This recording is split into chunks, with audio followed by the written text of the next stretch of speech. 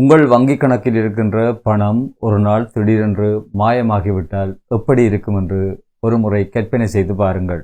அதுவும் உங்களுக்கு தெரியாமல் இலங்கையில் உங்களுடைய வங்கியில் இருக்கின்ற அந்த பணம் ஒரு செகண்டில் பல்லாயிரக்கணக்கான கிலோமீட்டருக்கு அப்பால் சில வினாடிகளில் அந்த பணம் கடத்தப்பட்டிருந்தால் உங்களுடைய மனநிலை எப்படி இருக்கும்?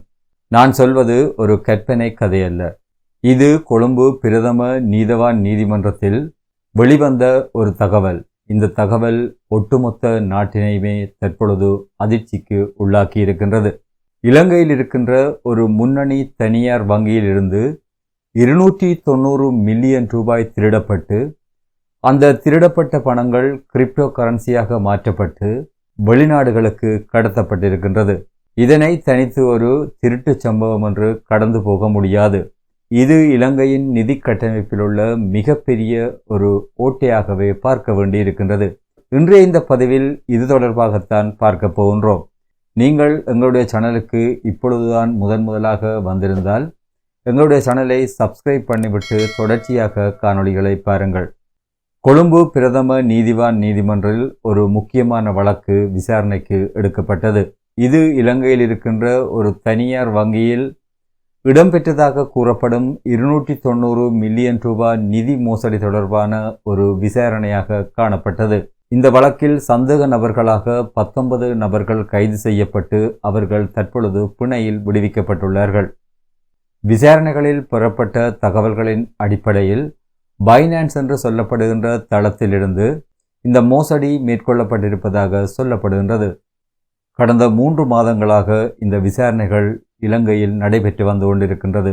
இந்த விசாரணையின் பொழுது நீதிவான் அவர்கள் எழுப்பிய சில கேள்விகள் இலங்கையினுடைய நிதி கட்டமைப்பினை பல்வேறுபட்ட விமர்சனங்களுக்கு உள்ளாக்கி இருக்கின்றது. அதிலும் குறிப்பாக நீதிவான் அவர்கள் இலங்கையினுடைய வங்கிகளின் பாதுகாப்பு பற்றி சில தீவிரமான கேள்விகளை எழுப்பியிருந்தார். நீதிமன்றம் ஒரு முக்கியமான விஷயத்தை இதில் சுட்டிக்காட்டியது. இது சாதாரண ஒரு திருட்டு அல்ல, மாறாக இது மிகவும் நன்கு திட்டமிடப்பட்ட முறையில் நவீன நிதி கொள்ளையாகத்தான் இதை கருத வேண்டும் என்று நீதிமன்றம் தெரிவித்திருந்தது. இதேவேளை இன்னுமொரு முக்கியமான விஷயம் நீதிமன்றத்தால் சுட்டிக்காட்டப்பட்டது. இப்படியான விடயங்களை தனித்து நீதிமன்றங்கள் மட்டும் கையாள முடியாது என்றும் மத்திய வங்கி மற்றும் சிஐடி போன்ற கட்டமைப்புகள் நவீன தொழில்நுட்ப வசதிகளை பயன்படுத்தி இவற்றினை தடுக்க முன்வர வேண்டும் என்பது நீதிமன்றத்தின் இன்னொரு நிலைப்பாடாக இருக்கின்றது. பொதுவாக வங்கிகளினுடைய கணனி கட்டமைப்பு பற்றி அவை மிகவும் பாதுகாப்பானவை என்று எமக்கு அறிவூட்டப்பட்டிருக்கின்றது. ஆனால் இந்த திருட்டு சம்பவத்தை கேட்ட பிற்பாடு நாங்கள் எவ்வாறான ஒரு மாயைக்குள் இருந்திருக்கின்றோம் என்பது தற்பொழுது புலனாகின்றது. இப்பொழுது உங்கள் எல்லோர் மனங்களிலும் ஒரு மிகப்பெரிய கேள்வி இருக்கும். வங்கி கட்டமைப்புகள் அவ்வளவு பலவீனமானவையா? வங்கிகளில் காணப்பட்ட பாதுகாப்பு முறைகளை தாண்டி எவ்வாறு 290 மில்லியன் ரூபாவினை திருட முடிகின்றது? இந்த கேள்வி பொதுவாக எல்லோர் மனங்களிலும் ஏற்படுவது நியாயமானது. இங்குதான் API மெனிப்புலேஷன் என்று சொல்லப்படுகின்ற ஒரு தொழில்நுட்பம் பயன்படுத்தப்பட்டிருக்கின்றது. இந்த தொழில்நுட்பத்தை பற்றி புரிந்து கொள்வதற்கு ஒரு சிறிய உதாரணத்தினை பார்ப்போம்.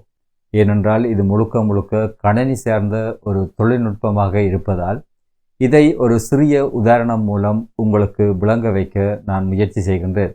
நீங்கள் ஒரு பெரிய ஹோட்டலுக்கு சாப்பிட போகிறீர்கள் என்று வைத்துக்கொள்வோம். பொதுவாக ஹோட்டல்களில் 3 முக்கியமான விஷயங்கள் இருக்கும். முதலாவது வாடிக்கையாளர், அதாவது நாங்கள். இரண்டாவது உணவை தயாரிக்கின்ற இடம் அல்லது உணவை பாதுகாப்பாக வைத்திருக்கின்ற இடம், இதனை நாங்கள் கிச்சன் என்று அழைப்போம். மூன்றாவது அந்த சாப்பாட்டை எங்களிடம் எடுத்துக்கொண்டு வந்து தர வெயிட்டர். இந்த வெயிட்டரை தான் நாங்கள் API என்று சொல்கின்றோம். சாதாரணமாக நாங்கள் ஹோட்டலுக்கு போன பொழுது என்ன நடக்கும்? நீங்கள் ஒரு மெனுக்கார்ட்டை பார்த்துவிட்டு எனக்கு ஒரு கொத்துரொட்டி வேண்டுமென்று வெயிட்டரிடம் கேட்பீர்கள்.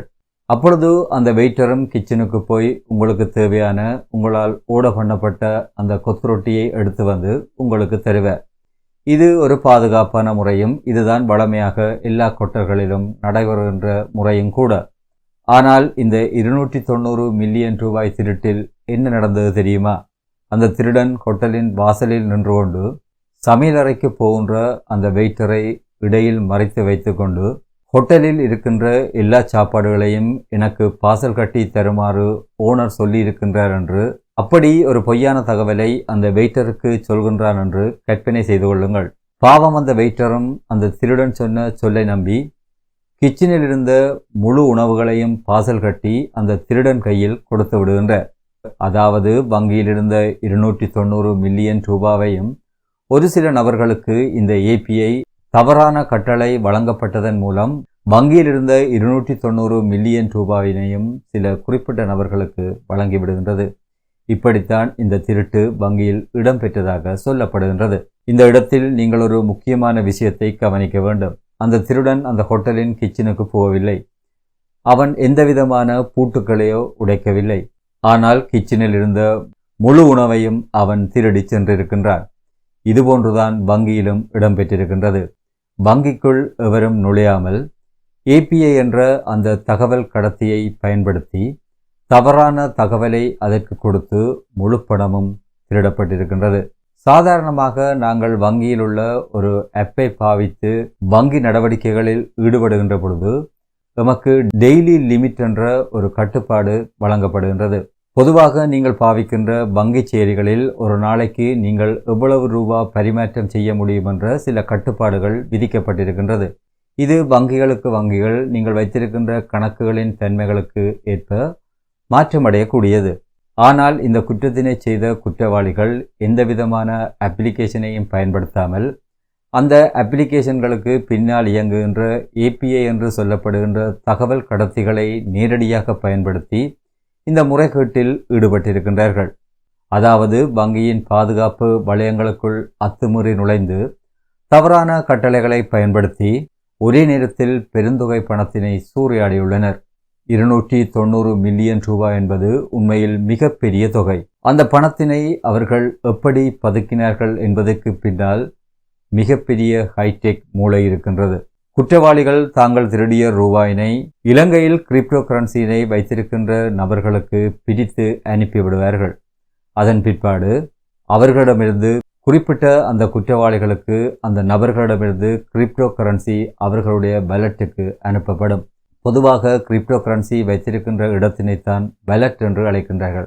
அதாவது அதை ஒரு பர்ஸ் என்று அழைக்கின்றார்கள். நாங்கள் பொதுவாக எங்களுடைய பணத்தினை வைத்திருப்பதற்கு பயன்படுத்தப்படுகின்ற பர்ஸ் போன்ற ஒரு அமைப்பு தான் இதுவும். ஆனால் இதை நீங்கள் தொட்டு உணர முடியாது. இது முழுக்க டிஜிட்டல் மயப்படுத்தப்பட்டிருக்கும். அதாவது கணினியில் வடிவமைக்கப்பட்ட சில செயலிகள் மூலம் இது முழுக்க இயக்கப்படும். கிரிப்டோ கரன்சியாக திருடப்பட்ட பணத்தினை மாற்றுவதற்கு அவர்கள் பைனான்ஸ் என்று சொல்லப்படுகின்ற சில தளங்களை பயன்படுத்தி இருக்கலாம் என்று நம்பப்படுகின்றது.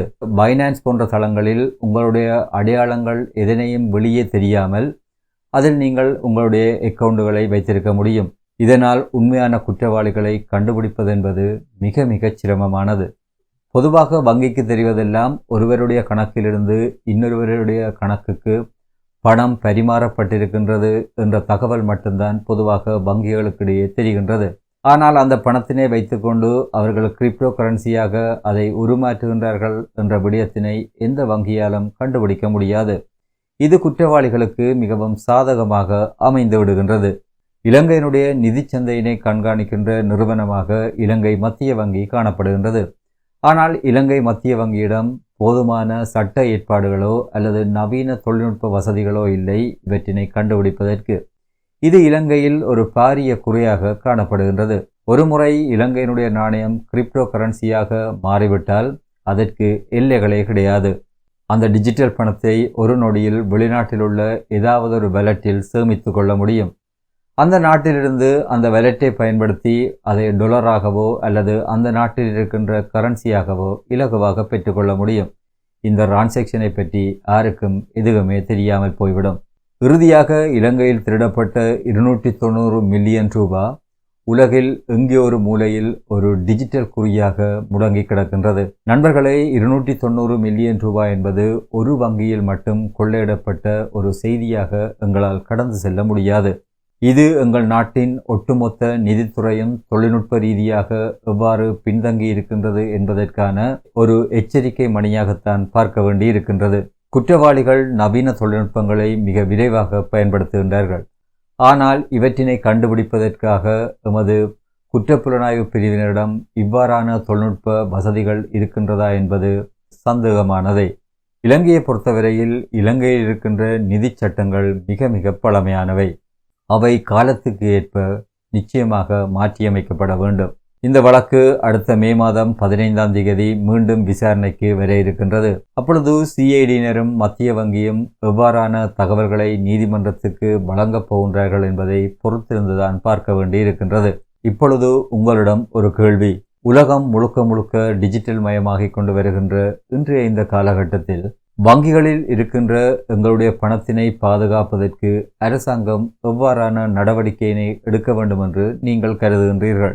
இலங்கை அரசாங்கம் கிரிப்டோ கரன்சியினை ஒரு சட்ட ரீதியான நாணயமாக ஏற்க வேண்டும் என்று நீங்கள் கருதுகின்றீர்களா?